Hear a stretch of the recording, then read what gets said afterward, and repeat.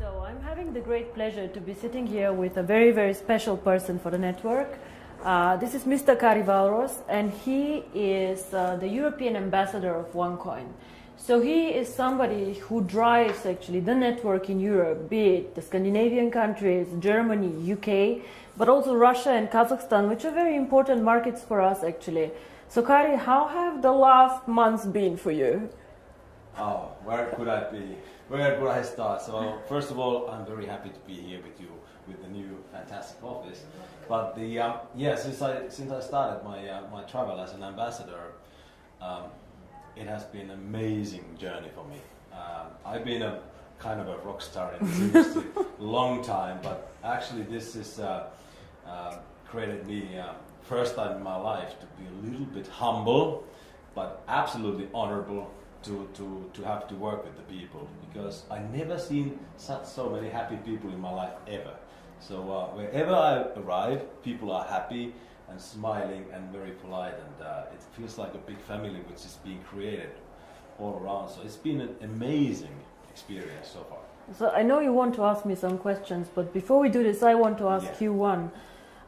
We all know that I'm more a financial person and not so much in the network, but share with me, why do you think people like ONECOIN so much? What is the reason that they get excited by the concept and like it? I think first thing is because there are no demands. It's, you can join and you are not asked to do anything. That is something that people are attracted to. And once they get the right information, which is, by the way, not really available because there is so many wrong information, but once you give them the right information, it's so simple and clear and understandable. And I think because there is no demand and people see that they belong something. Mm-hmm. They belong something bigger, and this is how I think it is the most important thing. Well, this makes me, of course, very, very happy. Now, you want to ask me a few questions, so go ahead.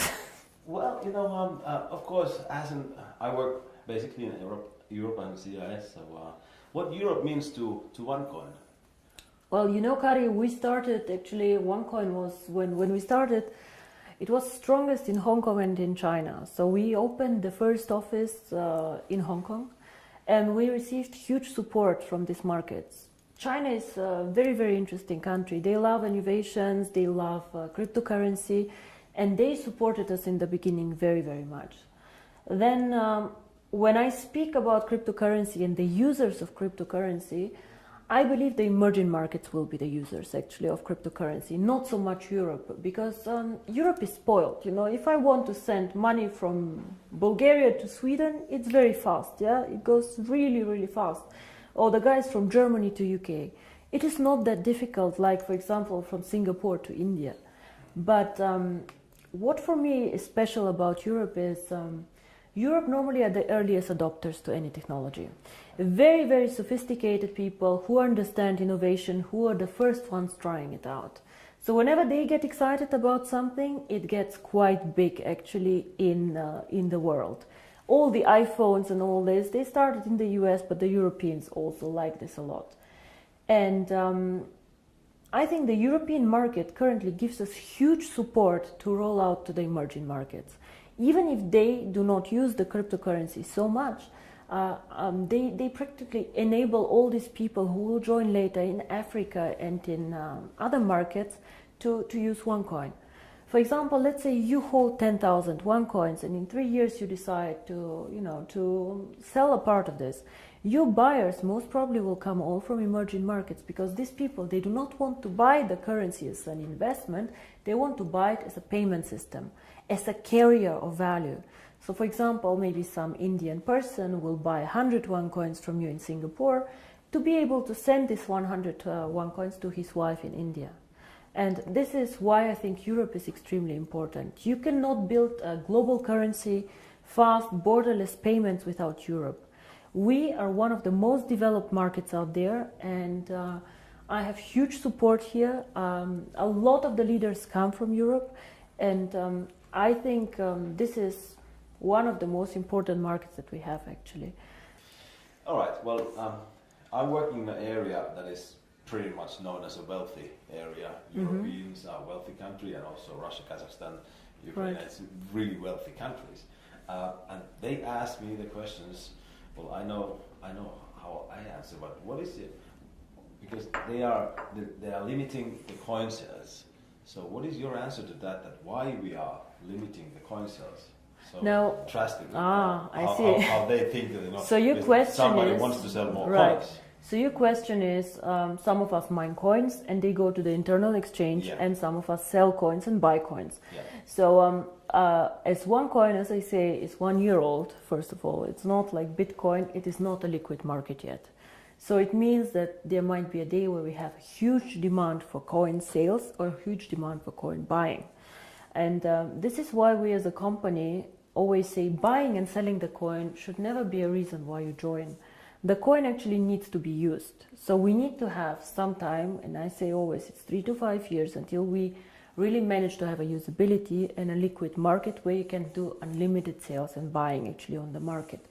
Until then, Kari, if you do not have limits, for example, what can happen is that one person with a huge sales order or huge buy order can distort the price a lot. And this is what happens to Bitcoin often. I don't know if you see all this going up, down in a very, very big amount. And this is called volatility, and we do not want to have a very big volatility for our coin. People do not understand how it can be that Bitcoin today is worth $500 and tomorrow only 400 within a day. This is very disturbing, and if you are a merchant who takes Bitcoins, you don't want to have this. Because you want to be sure that if you take a Bitcoin today, it will not be valued 20% or 30% less tomorrow. Of course, you're very happy if it's valued 30% more, but it goes both sides. Absolutely, yeah. So cryptocurrency is one of the riskiest assets actually out there. High volatility, low liquidity on the markets. So for us to achieve a high liquidity, we need to work first on the value creation of the coin, on the liquidity, and it will take time. So all these people, why we have created this exchange? We have created it so people can learn to trade it, but it's not a self, the idea is not just that we go buy and sell the coin there, but we wait for the usability of the coin. This coin is very, very young. We have so much way to go, but we have created miracles already. So I'm looking very, very positive into the future. But remember, the internal exchange is demand and supply. So you have to find somebody who wants to sell coins to buy, and the other way around. So the company itself is not obliged to buy back your coins or to sell your coins. If I don't have coins, I cannot sell them. Yeah? And as a company, we do not buy back the coins. So it's always you selling your coins to somebody else or somebody else buying from you. Don't forget also a bit the time differences. When China sleeps, you're awake, and so on. So sometimes, as I said, the market is not liquid and not efficient yet. And then the other question is, which relate to that, is that how is the value created? Now, there are two questions I think inside here. First is what is the value of cryptocurrency, and the second is how do we determine today if one coin is valued €1, €2, or €5? Yes. So we have a concept which is called mining difficulty. And there are calculators out there on the internet for Bitcoin. Everybody can Google them. You just Google Bitcoin mining difficulty calculator and you see how this is calculated. It's a very, very simple thing. You calculate, one is electricity costs for the mining, and the second is computer power. So to mine a coin, you need obviously a computer to do some calculations and electricity to get the computer running. So depending on these two things, the mining difficulty grows or goes down. It goes both ways. It can go up, it can go down. The more miners join, however, the more people who want to mine, the higher the mining difficulty goes, because more of them are in the pools. And this is, of course, what happens to ONECOIN. So you can simulate this with these calculators. It's nothing that ONECOIN invented. And this is how we today measure the value of the coin. Yeah? So we say if it costs us €5 to create the coin due to electricity, the servers and the computer power, this is what we think is the appropriate price. Of course, it fluctuates up and down based on demand and supply, but always in a corridor actually that we have set. So this is how we determine the price today. And the second question that you had actually is, but one day we go to the open market, so how do we know what is the value of this cryptocurrency? Why is Bitcoin worth $400 and not 1,000 or whatever? And here, in my opinion, there are two things how we determine the value of cryptocurrency. Cryptocurrency is not backed up by anything. We know this. So it's actually worthless. So it's not backed up by gold. It's not backed up by any other asset. OneCoin is not backed up. Yeah? Bitcoin is not backed up. But there's still value inside, and I tell you why. One is, first of all, the brand. Bitcoin currently have a very strong brand. Everybody knows them. They were the first one. Of course, there are always good and bad things about the brand, but they are very well known. Milka Chocolate is a very well-known brand. Procter & Gamble are a very, very strong brand. So the more people joining OneCoin and the more people speaking about OneCoin, the stronger our brand becomes. And this, I think, is something that makes us really a family, because if you go in the network marketing approach and go and sell shampoo, it does not make you stronger if somebody on a sideline sells shampoo. Only your downline makes you happy.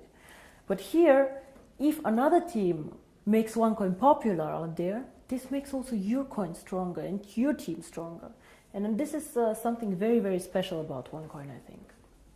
So the brand. And we have currently about 2 million paid members. In the database, we have over 10 million people who know about OneCoin. So we for sure have more users than Bitcoin, for sure. We are different, we are in a different system, but there are 2 million people who tomorrow could start using the coin if we want to. And this is great. So this is one part of the value, but most people use Bitcoin currently as value storage, like gold. I put it in the safe and I keep it there, which is okay, but a bit of a dangerous concept. Everything that goes up can also go down, and you're not special. You know, and if you're not special, why use OneCoin? Why not use 2 coin, 3 coin, dark coin, who knows? So we are probably one of, or probably the only company who focuses so much on usability of cryptocurrency. Why cryptocurrency? How can it change the world? And our two slogans are the future of payments or join the financial revolution. We believe that actually cryptocurrency can be a vehicle for money transfers. So for example, as you do Western Union transfers, you can use cryptocurrency to do a transfer. Fast, borderless payments. And there's a huge demand for this. 2 billion of people have no bank account. 2 billion. Of course, we cannot capture all of them. But again, if we capture only 10 million or 100 million people, it's a network. It grows so fast. We see what happened. You know, December 2014, I was sitting at my desk and I had a bet with Per Carlson, who is not here anymore, if we will manage to have 10,000 people. And we did a huge celebration with 10,000 people. Today we have 2 million after 12 months. It is incredible. And this is the network effect. The more people know about OneCoin, the more they will come and the stronger the brand becomes. Everybody talks about MLM today, that it's pyramid, whatever you call it. For me, I have worked with this for a very long time. For me, it's one of the biggest industry today in the world. But if I ask you, why did you choose to do MLM, to build this company up? I know that you have a background in financial everything, but why did you do this?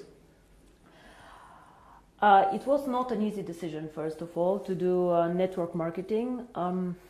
When I started OneCoin, my vision was to do cryptocurrency. And outside in the industry, I did not know the industry well, to be honest. I knew some people who were working there, who are either personal friends or good acquaintances, so who I trusted. But what I saw in the beginning were some companies who really went bankrupt in a bad way, owing money to their members, money to their people. But I also saw some mainly product-based companies who were doing a very, very good job out there and an impressive track record. So I saw that not everybody is bad or not everybody is good. So it's an interesting industry.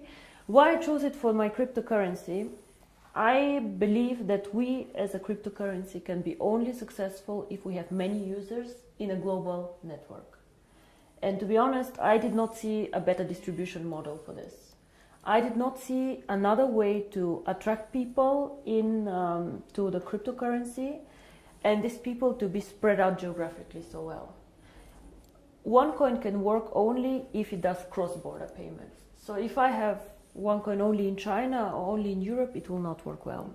We need the emerging markets, which is Asia, Thailand, Philippines, India, Africa, very, very interesting. These are the users of the coin. And if I would have gone in a traditional way, let's say with an IPO, with big investment funds, these people can buy, let's say, 100 million of coins, but they keep them, they do not use them.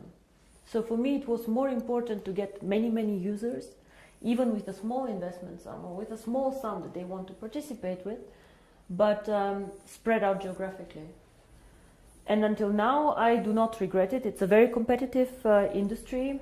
Unfortunately, sometimes I see the concept misrepresented. Yeah? We focus mostly on education, financial education, because in my opinion, nobody can understand cryptocurrency, nobody can understand even the financial world out there without education. So education is our product, and some of our members choose to mine the coin. By the way, I don't know if you know, but currently I checked the numbers, about only 10% of our members mine currently the coin. Oh. Only 10%. So a lot of the people, or I think most of them, actually participate in the program for the education. And this is something that makes me really happy, because this is what we are. We would like to foster a financial revolution, and financial revolution always comes with knowledge, education, and I think this is a very, very big part of the company. Now, Per, you asked me about the future of the network once all coins are mined. Now, I see the network as its own system, as our own ecosystem, and I will never go and sell shampoo in this network. This will never happen, because I have never done a network marketing company before, and I do not plan to do ever again a network marketing company. But the network itself is a value. It's a business that you guys are building. And for us, of course, it's also a value, because we can push our ideas through this network, and we can do a lot of things there. So to me, the ideal future of the network is to push, even when all coins are mined, the value of the coin. Be it to attract merchants for the coin, be it to create products who are connected to the value of the coin. And all what this network should focus on is something that somehow enhances the value of the coin. You guys know that we did some acquisitions, actually, some networks that joined us. For example, Conligos, OPN. All these networks somehow helped us to build up the coin. Either they had interesting software for us, or they were geographically interested. But we never let somebody join us just because it's good or just because it's more people. We always strategically think of the future of the coin and how to make it stronger.